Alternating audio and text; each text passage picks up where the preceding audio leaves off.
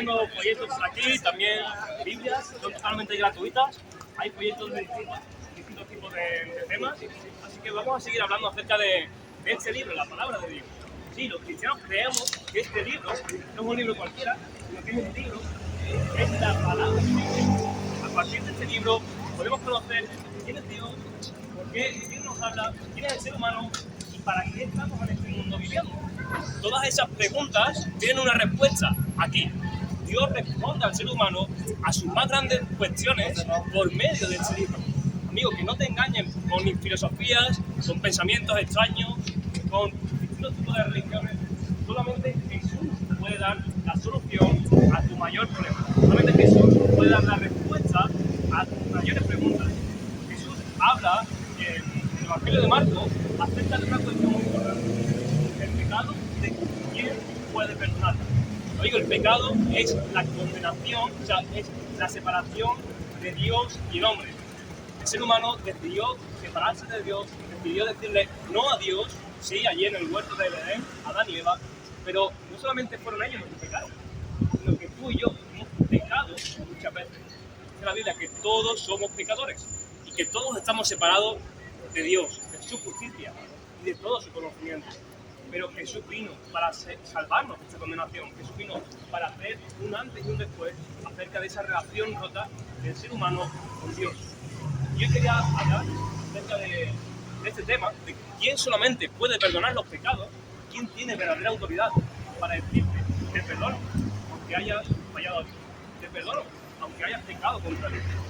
¿Quién es el único que puede hacer eso? La respuesta es Jesús de Nazaret, porque Él no es un simple hombre. Él dice la Escritura, desde Génesis hasta Apocalipsis, que es Dios hecho hombre. Jesús no es un simple ángel, no es un simple buen maestro, no es un profeta. Jesús es Dios, con todas las palabras. Dice el apóstol Pablo en una de sus ocasiones, en la epístola a los Colosenses, capítulo 2, versículo 9, dice, porque en Jesús habita corporalmente toda la plenitud de la deidad. Toda la plenitud de la deidad. Dice Dios que Él es omnipresente, es decir, puede estar en cualquier lugar. Que Dios es omnipotente, es decir, que puede hacer todo, que para Él no hay nada difícil. Dice la Biblia que Dios es omnisciente, es decir, lo conoce todo. No hace falta que nadie le diga algo acerca del ser humano, porque Él conoce los corazones. Él sabe lo que tú y yo estamos pensando en este momento. Acuérdate, omnisciencia, omnipotencia, omnipresencia son características únicas de Dios. Y aquí el apóstol Pablo está diciendo que en Jesús habita corporalmente toda la plenitud de la deidad.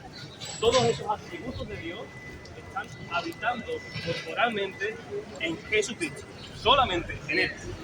Y esa es la razón por la que solamente Jesús puede perdonar sus pecados. Esa es la razón por la que Jesús, el que vino a este mundo para salvar al ser humano del pecado, sí, amigos, también de esa condenación justa que la Biblia habla. Hay muchas personas que no quieren escuchar acerca de esto, pero Dios nos avisa, hay condenación eterna. El ser humano merece condenación eterna. Esto no es algo que sea agradable, pero Dios nos avisa en su palabra. Al igual que el cáncer nos envía al hospital, nos envía a la muerte, el pecado nos envía una separación eterna con Dios. Pero no estamos aquí hoy para hablar de la condenación del ser humano solamente, sino también de la salvación única que Dios hoy, ahora, a ti también. Salvación gratuita, perdón de pecados gratuitos. Si tú hoy reconoces tu pecado, si tú hoy reconoces que eres pecador, que estás distanciado de Dios, pero quieres volverte a Él, hay solución para ti. Igual que la hubo un día para mí.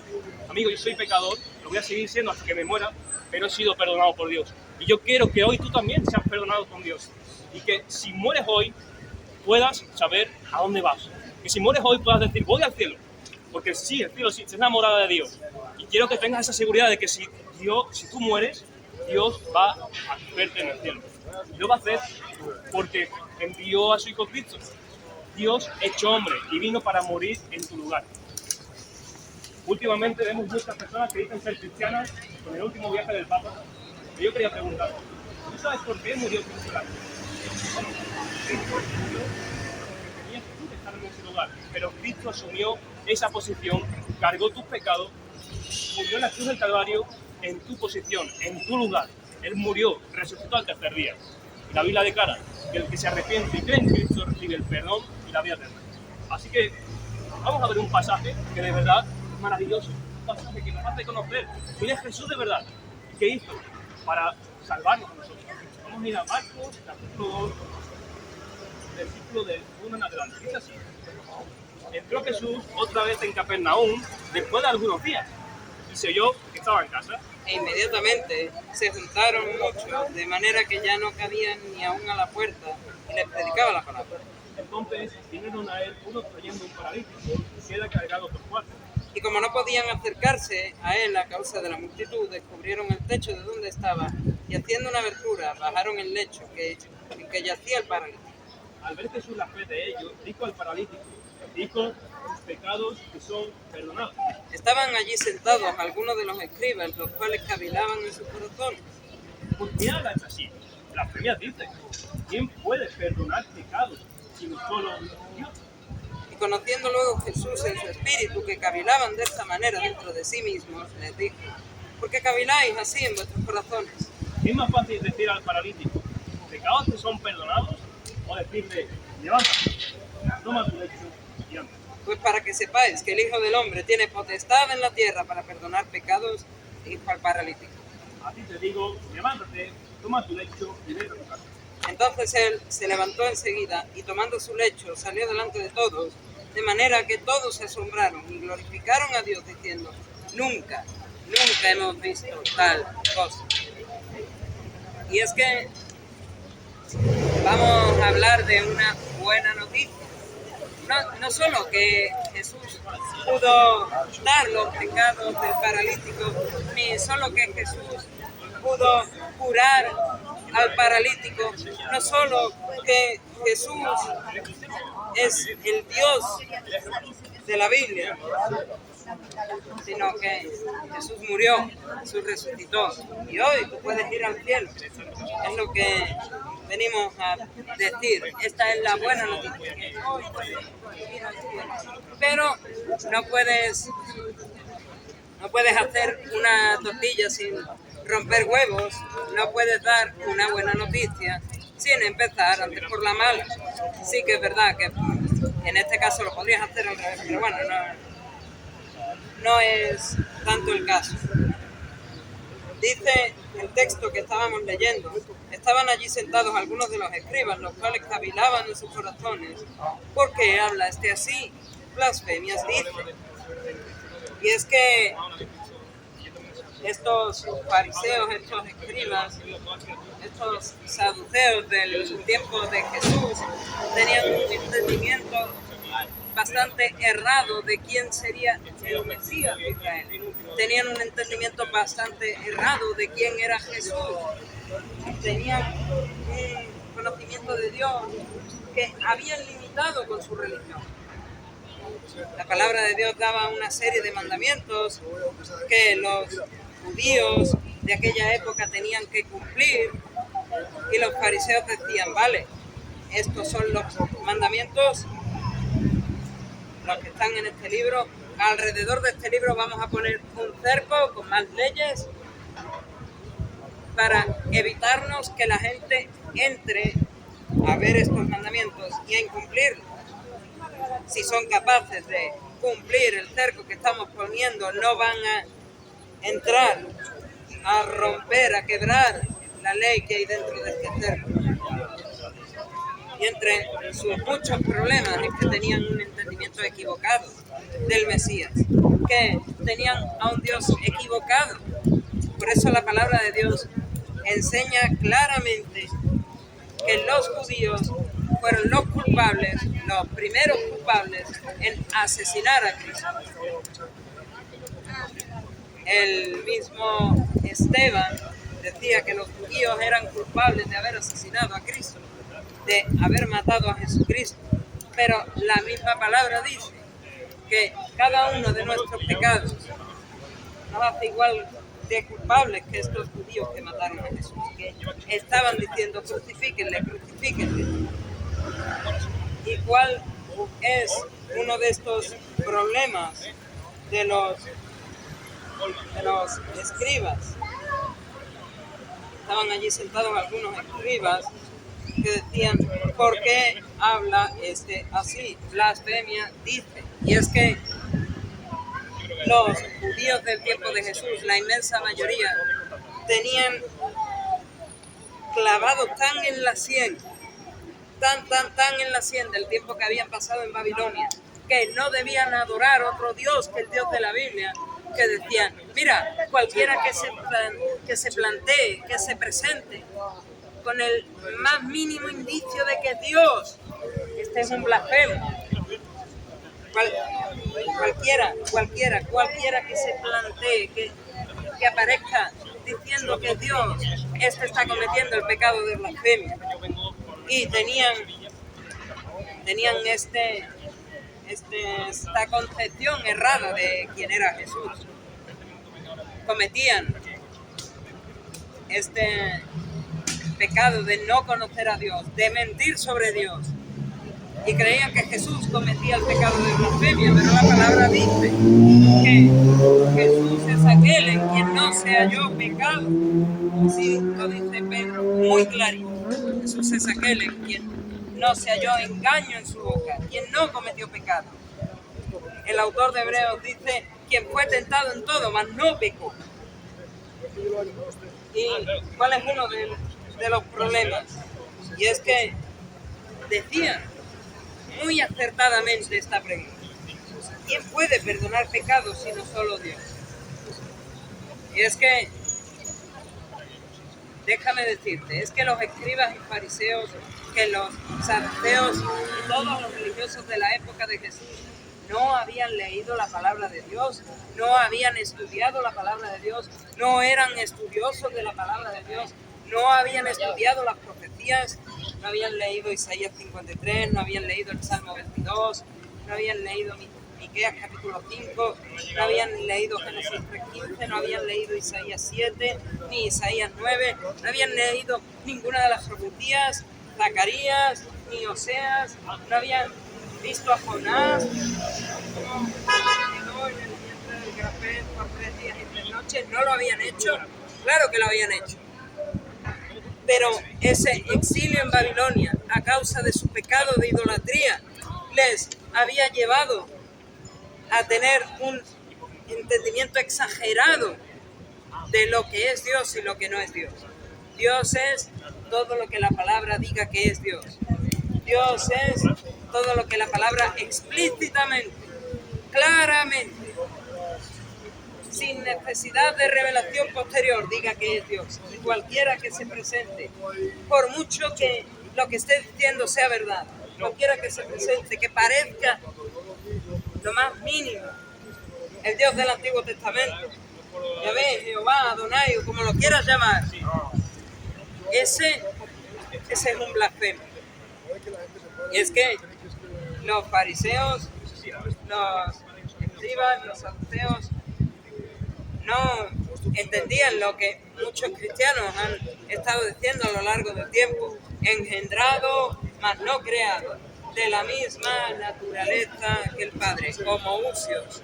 No lo entendían, no tenían esa revelación de Dios, una revelación que vino al escribir el Nuevo Testamento, que absolutamente cada persona, empezando desde Jesús y terminando por Felipe el Evangelista, cada persona que escuchó a Jesús, cada persona que leyó la Biblia, que tuvo que explicar lo que la Biblia dice, dijo lo mismo: Jesús es Dios, Jesús ha venido, se ha encarnado en esta tierra, y se ha encarnado por un problema, y es el pecado del hombre. El hombre tiene un problema. Yo soy el hombre, ella es el hombre, y ellos son el hombre, y ellos también son el hombre, y ellos son el hombre. El hombre tiene un problema, y ese problema se llama pecado. Este problema del pecado te separa, te aleja de Dios, te aleja desde el principio del tiempo, te aleja de Dios. Porque en el jardín del Edén Dios dijo: no comáis del fruto del árbol del conocimiento del bien y del mal, porque el día que comáis de ese fruto vais a morir. Este es el problema del pecado, el problema del dolor del que hablaba C.S. Lewis en uno de sus libros, que como el hombre ha pecado, tenemos la consecuencia que es la muerte. Como el hombre ha pecado, tenemos consecuencias eternas a ese pecado que es el infierno. Si lees en mi camiseta, tengo una frase mía que se me ocurrió leyendo la carta a los hebreos y dice así: aún así vive la vida, que vida solo hay una. Sí, vive la vida, pero como que hay un juicio con Dios esperándote, y es que esa es la clave de la mala noticia. Has pecado, vas a un juicio con Dios, y Dios te va a encontrar culpable. Dios te va a encontrar culpable. No necesariamente por no creer que Jesús es Dios. Esa podría ser una de las muchas razones por las que Dios te va a encontrar culpable.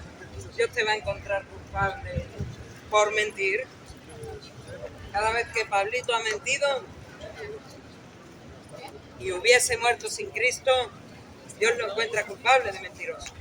Cada vez que Pablito descarga una canción de internet por la que tenía que pagar, se va de este mundo, parte de esta tierra, muere sin Cristo, es culpable de robo delante de Dios. Cada vez que Pablito es culpable de mentira, cada vez que Pablito es culpable de robo delante de Dios, también es culpable de asesinato delante de Dios. Porque como decíamos más al fondo de la calle, cualquiera que cometa un pecado es culpable de asesinato delante de Dios. Decía, igual que los judíos habían matado a Cristo, culpables de haber asesinado al autor de la vida. Nosotros cada vez que pecamos somos culpables de asesinar al autor de la vida. A aquel de quien dice Colosenses. Colosenses, capítulo 1.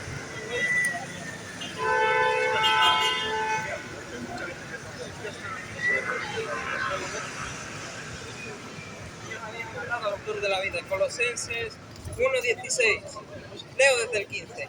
Él es la imagen del Dios invisible, porque este Juan, a Dios nadie le ha visto jamás. El Hijo de Dios, el que le ha dado a conocer. ¿Cómo? Porque es la imagen del Dios invisible, el primogénito de toda creación. Primogénito en el mismo sentido que Jacob tiene primogénito en el mismo sentido de que Dios escogió a David y no a su hermano mayor. Primogénito en el mismo sentido de que el rey no fue Absalón, fue Salomón, el hijo que David tuvo con Betsabé, la mujer con la que había cometido adulterio. Y no fue Absalón, el hijo con su primera mujer. Ni siquiera por los pecados, simplemente fue Salomón, porque así Dios lo quiso. Dice, porque en él fueron creadas todas las cosas, las que hay en los cielos y las que hay en la tierra, visibles y invisibles, sean tronos, sean dominios, sean principados, sean potestades, todo fue creado por medio de Cristo y para Cristo. Y Cristo es antes de todas las cosas, y todas las cosas en Cristo subsisten. Y Cristo es la cabeza del cuerpo, que es la iglesia. Cristo, que es el principio, el primogénito de entre los muertos, para que en todo Cristo tenga la preeminencia. Por cuanto agradó al Padre que en Cristo habitase toda la plenitud, y por medio de Cristo reconciliar consigo todas las cosas, así las que están en la tierra como las que están en los cielos, haciendo la paz mediante la sangre de su cruz. Y es que el mayor problema del hombre no es el pecado, el mayor problema del hombre es entrar a un juicio con Dios. Y ahora nuestro compañero va a hablar de ese juicio de Dios. Hermano, el mayor problema del hombre no es solamente el pecado, sino la consecuencia de ese pecado. Cuando alguien tiene una enfermedad muy grave, cáncer, el mayor problema no es simplemente que tengas cáncer ese día, ni que te sientas mal, ni que te duela mucho, tratamientos tan fuertes como quimioterapia. Ese no es el mayor problema. El mayor problema es que tienes una enfermedad tan grave que va expandiendo por todo tu cuerpo, por la sangre, y finalmente te lleva a la muerte. Esto mismo pasa con la enfermedad espiritual. La Biblia lo llama pecado. El pecado lleva a la muerte. O sea, Dios no creó la muerte. Dios no hizo al ser humano para que muriera. Dios es amor y Dios ha hecho al ser humano para que viva eternamente, para que viva en una relación con el Padre. Es curioso que cuando una persona es muy mayor, tiene 80, 90 años, parece que siempre dice lo mismo. Dicen, qué poco he vivido. Parece que los años han pasado como si fueran ayer. Eso lo escuchamos muchas veces. Cuando hablamos con personas mayores, siempre dicen, ya está, esta es la vida, que pronto se han pasado los años. Y hace nada tenía 20, hace nada tenía 15 años, y ya tengo 80, 90. Y eso ocurre porque el ser humano está hecho para la eternidad. Y eso habla la Biblia, de que el corazón del ser humano está en la eternidad sin que el ser humano lo comprenda del todo. Pero una cosa está clara, estamos hechos para vivir para siempre. Nuestro cuerpo envejece, pero nuestro espíritu no. Hay muchas personas que están en un espíritu joven, en un cuerpo anciano. Y eso ocurre porque Dios ha hecho al ser humano para que sí, viva eternamente con él. Pero había un problema. El ser humano le dio las espaldas a Dios por el pecado. Eso es el pecado. El pecado no solamente robar, matar, llegar y quedarte feliz. No solamente el pecado es eso, sino separarse de Dios, del autor de la vida. El pecado tiene una justa condenación.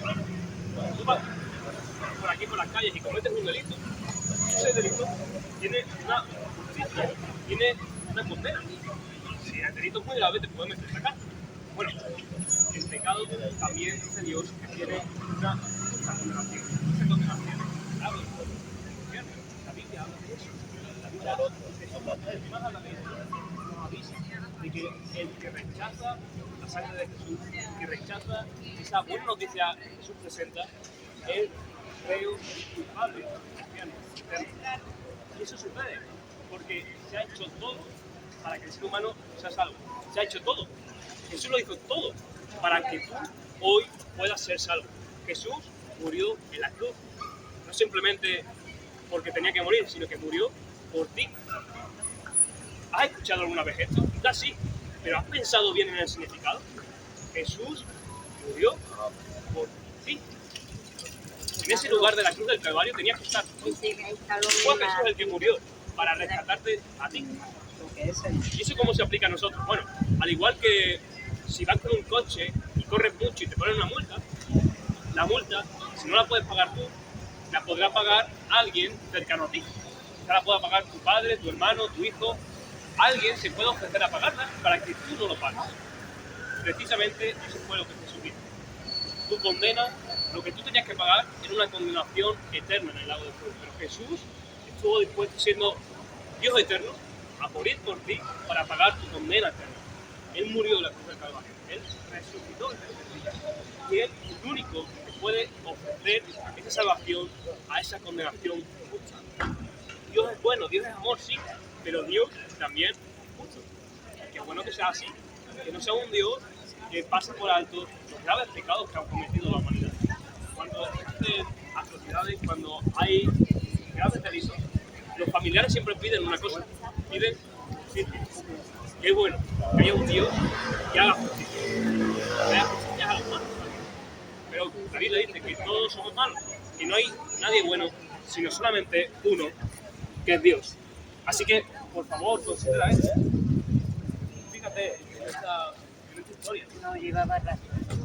Los amigos de este paralítico sabían que el mayor problema de este paralítico no era simplemente su dolencia física, sino que este paralítico tenía un problema mucho mayor.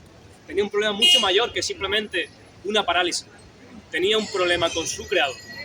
Y qué buenos fueron estos amigos que acercaron a este paralítico a Jesús de Nazaret, el único que podía sanar su dolencia física. el único que podía, sobre todas las cosas, perdonar los pecados. Porque Jesús es el único que tiene autoridad para perdonar pecados, porque Él es el único que es Dios hecho hombre, pues murió en lugar nuestro. Así que este es el juicio de Dios, que somos pecadores en manos de un Dios airado, que un día vamos a estar enfrente de Él, que si no te arrepientes y crees en Cristo, irás a la condenación eterna, no podrás ir a Él. Pero hay una solución, hay una buena noticia, y esa es la buena noticia que vamos a ver ahora. Tú imagínate que este paralítico intentaba entrar con el bastón en la casa, pero había tanta gente como si fuese un Viernes Santo por la mañana, pasando el paso de la pionera, y este paralítico intenta pasar por aquí con el bastón, acompañado de 4 amigos, que no podía pasar, no había manera. Quería cruzar allí enfrente y no había manera. ¿Qué hicieron los amigos? Los amigos lo levantaron y lo llevaron a lo alto de la casa y lo empezaron a bajar y se quedó ahí en medio, apoyado delante de Jesús. Entonces vinieron a él unos trayendo un paralítico que era cargado por 4. No podían acercarse a él a causa de la multitud. Descubrieron el techo donde él estaba y haciendo una abertura bajaron el lecho en que yacía el paralítico. Al ver Jesús la fe de ellos, dijo al paralítico: hijo, tus pecados te son perdonados. Jesús dijo: el problema del paralítico no era que estaba paralítico, podía estar paralítico y morirse en 5 años, y su problema no era ir a la tumba con una muleta, su problema no era ir a la tumba caminando tan tranquilo como camino yo, su problema no era ese, su problema era que el paralítico era un pecador. Por eso lo primero que dice Jesús es: hijo, tus pecados te son perdonados. Pero estos escribas decían: ¿por qué habla este así? ¿Por qué Jesús está diciendo tus pecados te son perdonados? ¿Qué es lo que dijo Jesús? ¿Por qué pensáis así? Porque estáis pensando desde lo más profundo de vuestro ser. Eso es lo que quiere decir: ¿por qué caviláis así en vuestros corazones? La palabra corazón en el original griego es las entrañas, el vientre, lo más profundo. ¿Por qué desde lo más profundo de vuestro ser estáis pensando? ¿Por qué le ha dicho a este paralítico tus pecados te son perdonados? Su siguiente pregunta es magistral. ¿Qué es más fácil decir al paralítico? ¿Qué me es más fácil decirle al paralítico? Mira, imagino que los escribas ya habían conocido lo que Jesús podía hacer en otras ocasiones. No te puedo decir con exactitud dónde situaría yo cronológicamente esta historia del Evangelio de Marcos, pero estoy casi seguro que los escribas ya conocían de Jesús y sabían lo que Jesús podía hacer. Por eso pregunta Jesús: ¿qué es más fácil decir al paralítico? ¿Qué lo puedo decir sin que me cueste nada? Sin que tenga ninguna consecuencia para mí. Mira, levántate, toma tu leche y anda. ¿Qué me es más fácil decir? ¿Qué no tiene ninguna consecuencia? ¿Qué puedo decir y si no pasa nada, no implica nada? No tiene nada que ver conmigo. Mira, paralítico, tú que no puedes andar sin tu lecho, tú que no puedes andar sin tu muleta, suelta la muleta y camina normalmente. ¿Qué me es más fácil, decirle eso al paralítico o decirle tus pecados te son perdonados? ¿Qué me es más fácil? Decía Jesús. Pues dice Jesús: para que sepáis que yo, el Hijo del Hombre, tengo potestad, poder, autoridad,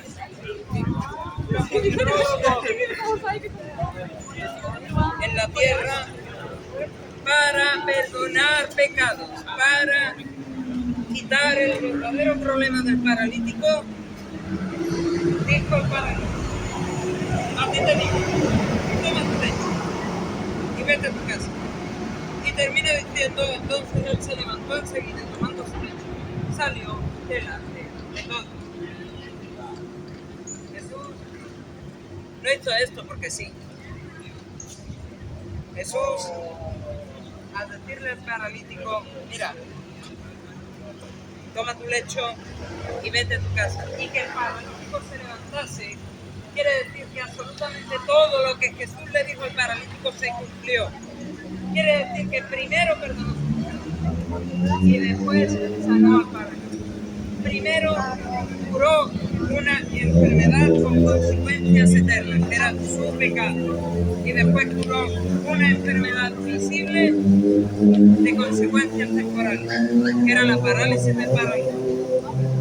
Primero lo salvó de una eternidad alejado de Dios, en el infierno, si lo quieres llamar así, y después demostró a los demás que efectivamente había hecho eso, sanando la parálisis del paralítico. Y es que, como habíamos leído, la solución a este problema de consecuencias eternas, que es el pecado, que es la muerte, que es el infierno eterno, está en Jesús. Lo habíamos leído en Colosenses: y por medio de Él, por medio de Cristo, reconciliar consigo todas las cosas, así las que están en la tierra como las que están en los cielos, haciendo la paz, no mediante palabras bonitas, no mediante palabras vacías, no mediante enseñanzas, no mediante milagros, no alimentando multitudes, no, mediante la sangre de su cruz. ¿Y qué poder tiene esta sangre si no es el de perdonar pecados? El apóstol Juan dijo en su primera carta: pero si andamos en luz, como Él está en luz, tenemos comunión unos con otros, y la sangre de Jesucristo, su Hijo, nos limpia de todo pecado, nos perdona los pecados. Porque sigue diciendo en el versículo 9, si confesamos nuestros pecados, Él es fiel y justo. ¿Quién es fiel y justo? Este es el mensaje que hemos oído de Él y os anunciamos. Dios es luz. Y la sangre de Jesucristo, el Hijo de Dios, nos limpia de todo pecado. Si confesamos nuestros pecados, Dios es fiel y justo para perdonar nuestros pecados y limpiarnos de toda maldad. Como hemos leído en Marcos, hijo, pecados que son perdonados. Y los escribas decían: ¿pero este qué está diciendo? ¿Qué dice? ¿Que es Dios? ¿Qué está diciendo Jesús? ¿Que es Dios? ¿Quién puede perdonar los pecados si no solo Dios? Y Juan está diciendo: efectivamente, Dios puede perdonar pecados. Y Jesús perdonó los pecados del paralítico. Por lo cual, solo hay dos posibilidades. O es mentira y el paralítico ahora está ardiendo en el infierno, Jesús no le perdonó los pecados, o Jesús es Dios. ¿Cuál será? Tal vez lo que dijeron los escribas nos dé un poco de lucidez. Tal vez lo que dijeron estos fariseos y escribas nos dé un poco de luz. No te apedreamos por lo que haces, sino porque siendo hombre dice ser Dios. Los escribas, los fariseos, los saduceos sabían perfectamente quién era Jesús. No era cualquier tonto. Simplemente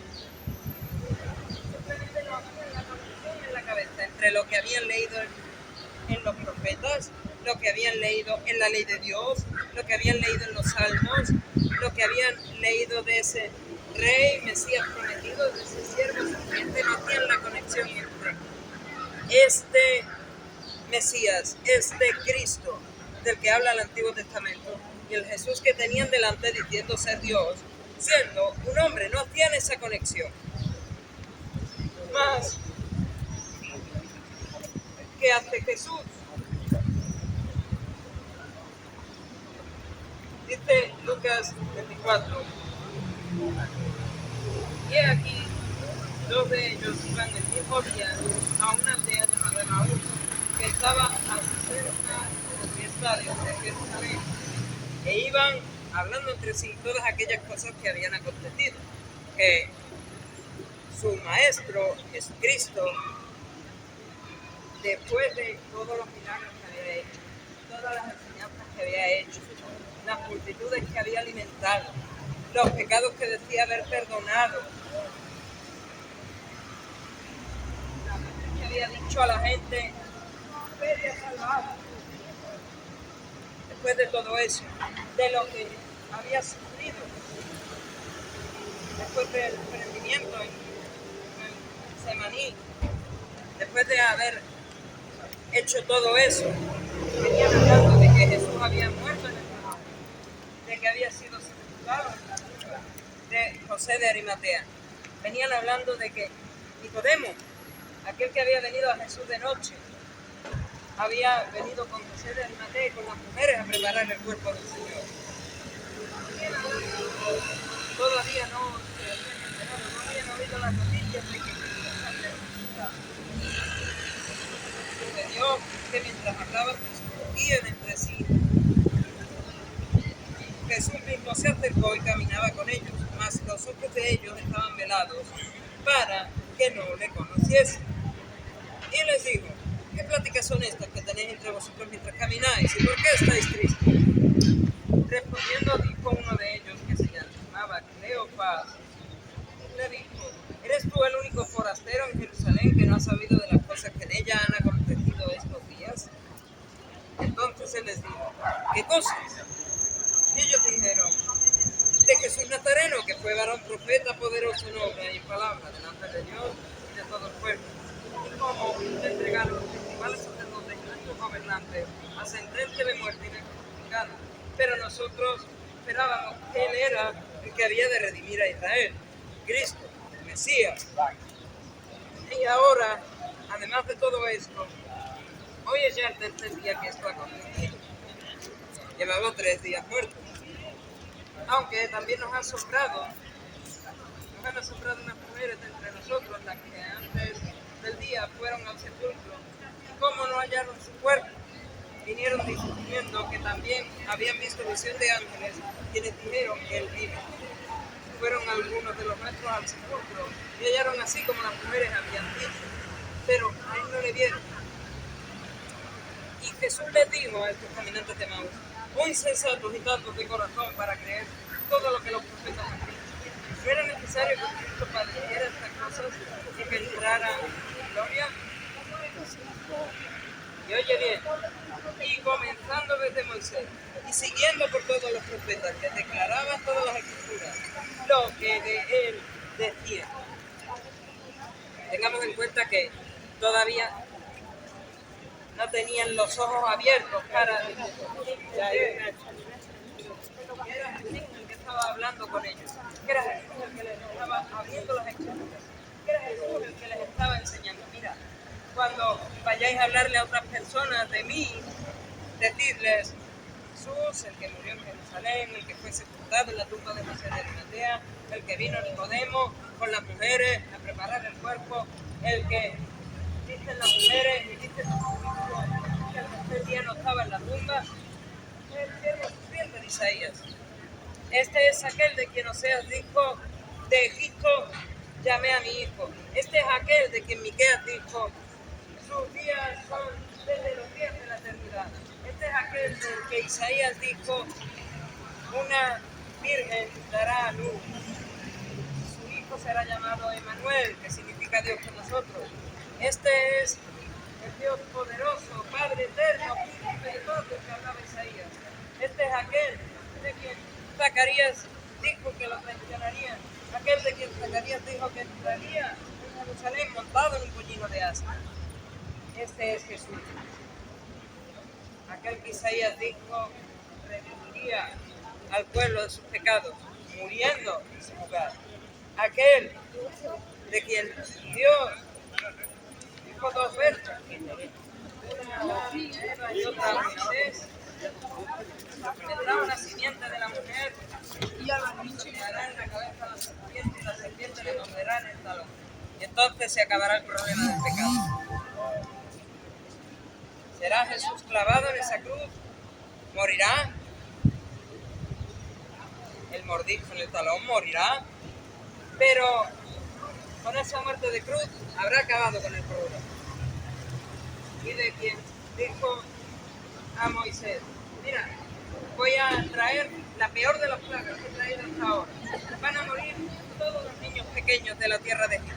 Pero si ustedes cogen a un cordero por familia de 1 año de edad, perfecto, sin mancha, sin ningún problema, lo matan, le quitan la sangre, lo desangran, lo cocinan, se lo comen y después cogen la sangre y con la sangre empiezan a pintar por encima de las puertas, el ángel de la muerte no va a pasar por la.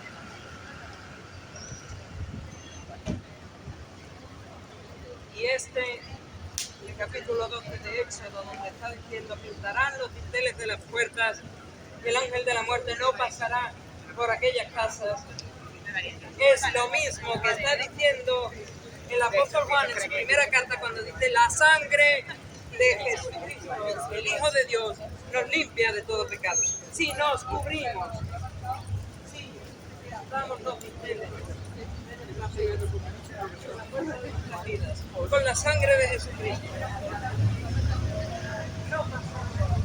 no pasarán las consecuencias del pecado.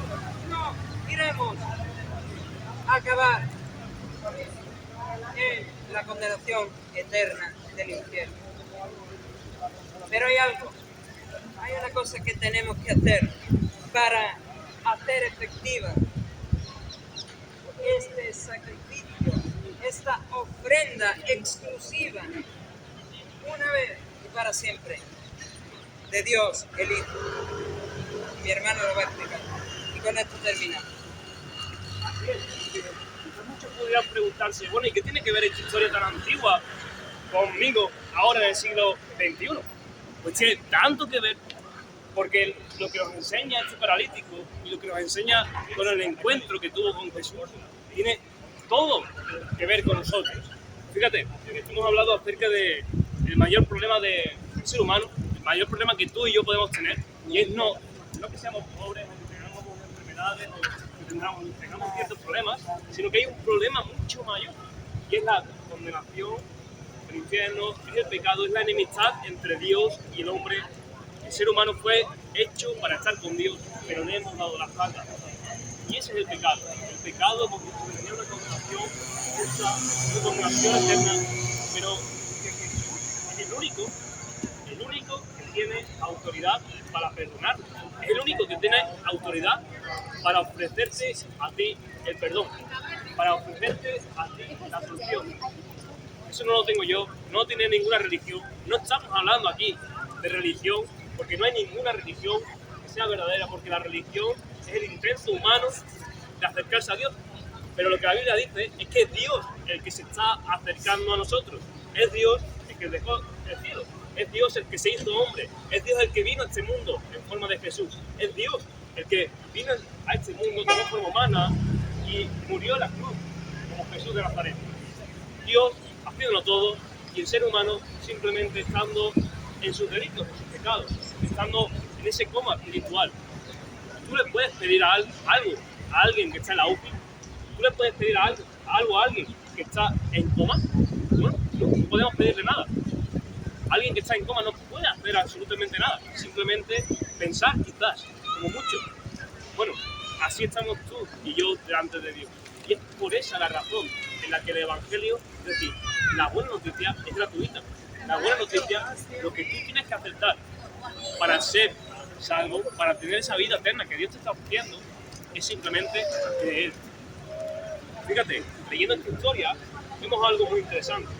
Y es que, dice el versículo 12, entonces él se levantó enseguida y tomando su lecho salió delante de todos. Esto fue antes de que Jesús le dijera, a ti te digo, levántate, toma tu lecho y vete atrás. La pregunta es, ¿hizo algo el paralítico para ser sanado instantáneamente? Bueno, lo único que hizo fue poner su confianza en lo que Jesús le había dicho, que parecía muy extraño, parecía difícil de creer, porque él le dijo, siendo paralítico, levántate, toma tu cama y ponte a andar, vete a tu casa. Eso era difícil de creer. Pero este paralítico simplemente le hizo caso. Este paralítico no pensó, pero Jesús, me está diciendo algo que es imposible. Jesús, me está diciendo algo que no tiene sentido. Si yo llevo paralítico toda mi vida, llevo un montón de años, ¿y qué me pides? Que lleve mi cama y que me ponga de pie. Pero si estoy inválido, ¿cómo me pides eso? El paralítico podría haber puesto muchas excusas, pero él lo que hizo fue creer. Eso es lo que Jesús nos pide a ti y a mí. Porque estamos paralíticos espiritualmente. Pero Jesús te dice que si te arrepientes y crees en Él, tienes ese perdón y esa vida eterna. Pero ¿qué significa creer? ¿Qué significa creer en Jesús? Bueno, no solamente creer que Él es Dios, que vino a este mundo, no solamente creer que la Biblia es verdad, que la Biblia es la palabra de Dios, no solamente creer eso, es hacerlo una verdad en tu corazón, es poner tu vida sobre estas verdades. Mira, hay un ejemplo muy bueno para ver la fe que Jesús nos pide, porque Él dijo, de cierto os digo, que el que cree en mí tiene vida eterna. Bueno, la fe que está pidiendo Jesús, la manera que Jesús te está pidiendo que creas, es la siguiente. Imagínate que estás en la playa, estás nadando y de repente te empiezas a ahogar, pero el socorrista va por ti y te lanza un flotador. Te dice, amigo, agarra el flotador. Si lo agarras, podrás ser salvado de ahogarte. Y entonces tú tienes dos opciones. Puedes decir, sí, socorrista, yo creo que el flotador me podrá salvar. Pero simplemente te quedas ahí y no te agarras al flotador. Dices, sí, yo creo que me puede salvar, pero no lo abrazas. Bueno, pues entonces seguirás ahogándote y morirás. Solamente hay una manera de ser salvo, de ese ahogamiento. Y es decir, sí, creo que el flotador me puede salvar, me puede dejar puede evitar que me ahogue, pero hay algo más. Tienes que abrazarlo con todas tus fuerzas. Tienes que hacer esa verdad tuya y abrazarlo con todas tus fuerzas. Eso es precisamente lo que Jesús te pide a ti. Te pide no solamente que creas que todo lo que Él dice es cierto, sino que lo abraces con todas tus fuerzas. Si lo haces así, en este mismo momento, tú puedes tener ese perdón. Puedes tener esa vida eterna. Puedes pasar de ser enemigo de Dios a ser un amigo, a ser un hijo de Dios. Es algo gratuito, es algo que puedes hacer en este mismo momento. La pregunta es, ¿lo harás? No estamos hablando aquí de nuestros pensamientos ni de ninguna religión, estamos hablando de la Biblia, de la palabra de Dios. Si piensas que hay algo que puede ser mentira, investígalo por ti mismo. Porque hay muchas personas que investigando y analizando este libro, siendo ateos, se hicieron creyentes. Siendo ateos, se hicieron seguidores de Jesús. Así que, si dudas de este libro, ánimo, investígalo, intenta demostrar que está equivocado en algo. Pero ten cuidado, porque lo más probable es que te termines convirtiendo. Como un día me convertí yo, como un día se convirtió él, como un día se ha convertido cada cristiano a lo largo de la historia. Por favor, recibe ese perdón, esa vida eterna, es algo gratis. Simplemente tienes que confiar en Jesús, abrazarlo con todas tus fuerzas, como un flotador cuando te estás ahogando. Por favor, considera esta buena noticia, cree en ella y recibe el perdón de la vida eterna. A Él sea la gloria.